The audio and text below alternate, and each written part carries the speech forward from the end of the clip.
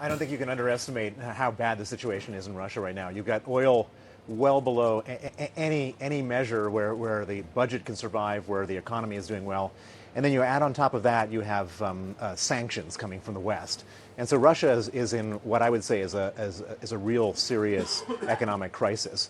And what that does is it causes two things. It causes the Putin regime to create nationalism, to create a foreign enemy. And so you see Ukraine, you see Syria, and it creates repression inside of Russia. And so I would say that it's a very brittle and very unstable place right now. I can't help thinking the West wants a way back into better terms with Russia. It wants a way back to having an ending of the sanctions as well. I'm going to be speaking to people from the Ukraine administration later on as well, but I think that's a dispute that everyone just wants to go away if they can, because there are other issues going on, including the Middle East at the moment. So is there a possibility, a thawing of relations with the West to come, do you think?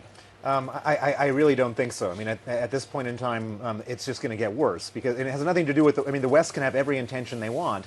If the domestic political situation in Russia is that Putin needs a foreign enemy because people are hungry, he's going to create foreign enemies. And no matter whatever we want, if oil prices stay where they are, Putin's going to misbehave. And if Putin misbehaves, there's no way we can step back from sanctions. There's no way we can do any of that type of stuff. Bill, give us your best guess here, because we have seen the ruble at 80 before quite recently, and we got a dramatic move from the central bank back in the tail end of 2014 as they panicked because they worried that people were going to lose confidence in the currency and ultimately in the financial institutions of the country.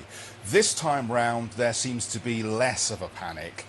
What do you think we need to be watching to see the first expression, perhaps, of a crisis either in the economy or in the regime? Well, the basic situation is they're running out of money.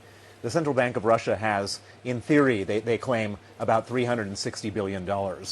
There are many people, experts, that say about 150 billion of that is not real money.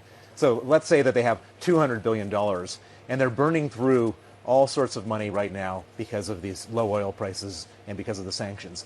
They just don't have the money to support the ruble, and so Russians are just suffering. Just on the money front, they do have money, Bill, and it's 10 million barrels a day worth of money. That is even at $27 a barrel, there is still 10 million barrels they're selling to the world a day. It's not like they can't sell their oil; they're still selling it. Yeah, but they have 150 million people. They have a huge military. They have huge social expenditures, and the money they just don't have enough money to go around. And so, at some point, something's got to give. They're still eating into their what they call rainy day fund. So they have a bit of money that they're burning through quickly to try to ease the pressure on the people. But eventually, they're going to run out of that money, and when they do, that's when the real trouble begins.